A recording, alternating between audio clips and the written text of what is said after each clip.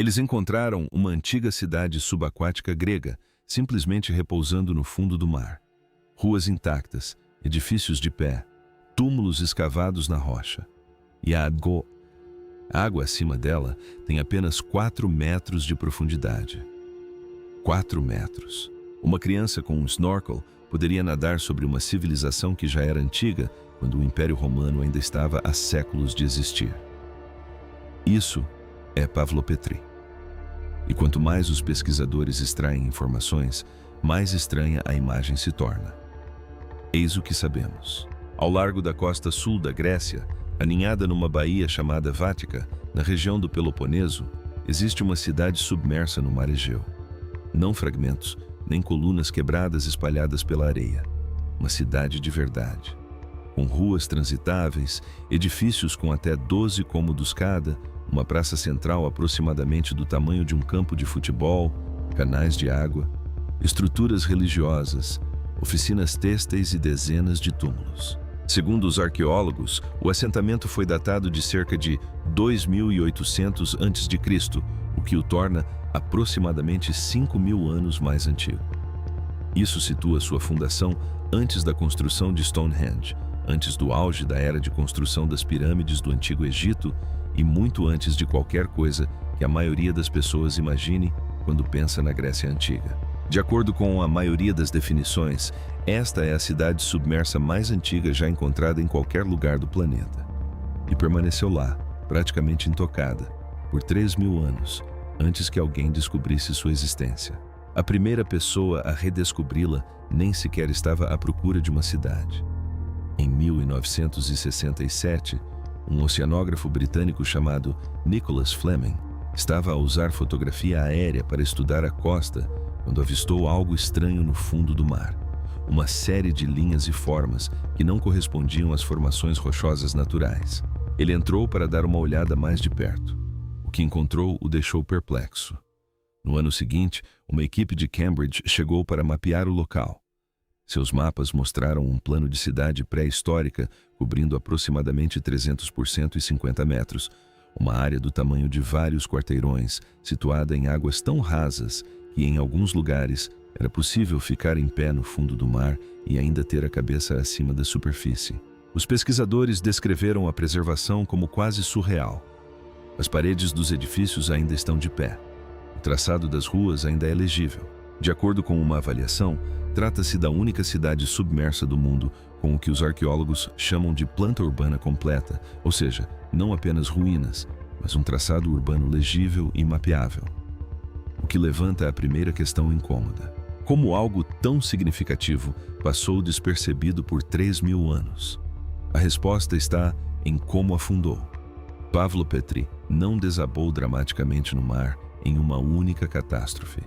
A teoria científica atual é que uma combinação de terremotos comuns nessa região sismicamente ativa e a elevação gradual do nível do mar fizeram com que o solo se deslocasse e afundasse lentamente ao longo do tempo. A cidade não foi engolida em um evento espetacular. Ela afundou aos poucos, camada por camada. E como afundou suavemente, em vez de violentamente, grande parte da estrutura foi preservada em vez de destruída.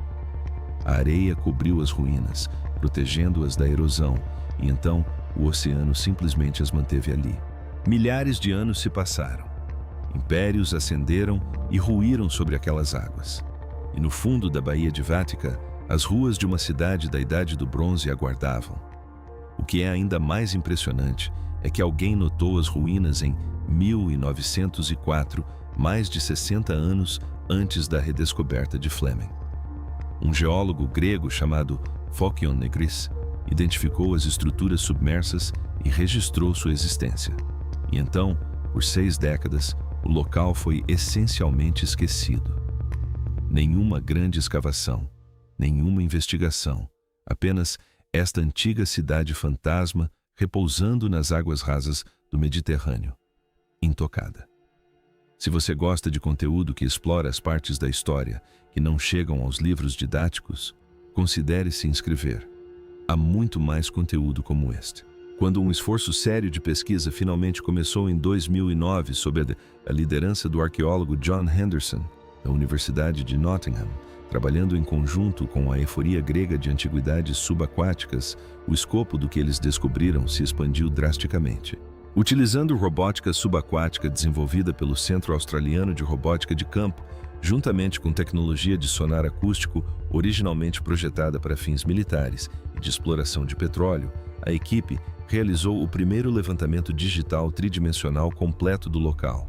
O que eles descobriram apenas nessa fase do projeto adicionou 9.000 metros quadrados de edifícios até então desconhecidos ao mapa, incluindo um grande salão retangular e uma rua inteira repleta de estruturas que ninguém havia documentado antes. A área total registrada agora abrange mais de 80.000 metros quadrados.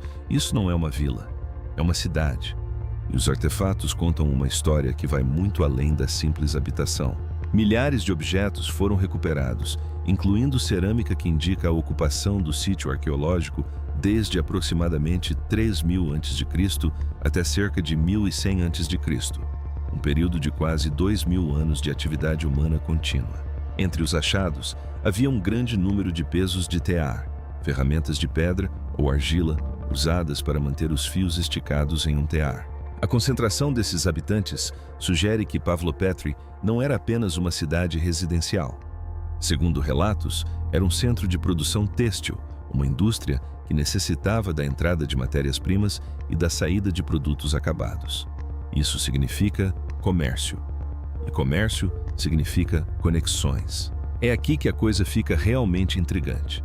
Pesquisadores encontraram evidências que sugerem que Pavlopetri mantinha relações comerciais ativas com a Creta minoica, a civilização que construiu o Palácio de Knossos, que produziu o mundo mitológico do Minotauro e do Labirinto, e que é amplamente considerada uma das culturas mais avançadas do Mediterrâneo da Idade do Bronze Antiga. Os objetos e os estilos cerâmicos encontrados em Pavlopetri demonstram contato com Creta, que ficava a aproximadamente 200 quilômetros de distância.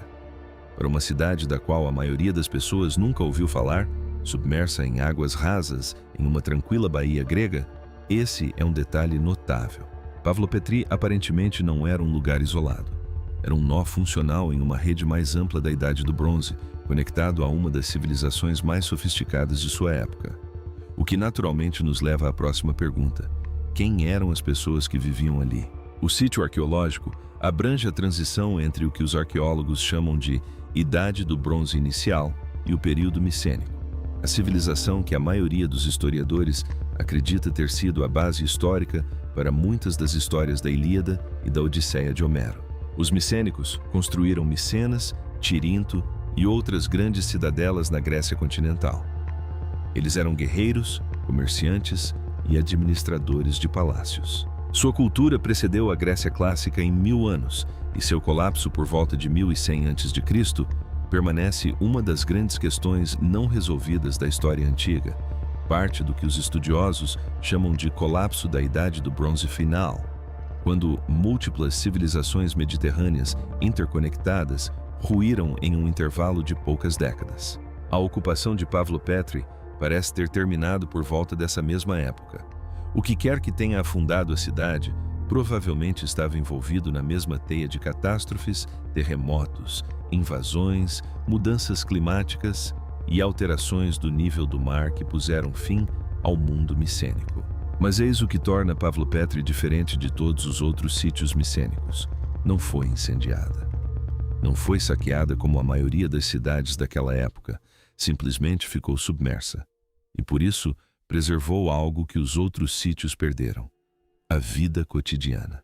As casas ainda conservam suas divisões de cômodos. As ruas ainda seguem o mesmo traçado de 5.000 anos atrás. Os túmulos, 2 grandes túmulos de câmara e pelo menos 37 sepulturas menores em forma de cista, ainda estão lá. Isto não é um palácio, nem um monumento religioso, nem uma cidadela construída para reis. É uma cidade.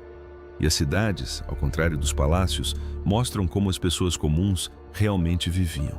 O que comiam, o que produziam, em que acreditavam, como organizavam o espaço e dividiam as classes sociais. Os dois tipos de sepulturas encontradas no local, túmulos de câmara e túmulos de cista, indicam claras diferenças de status.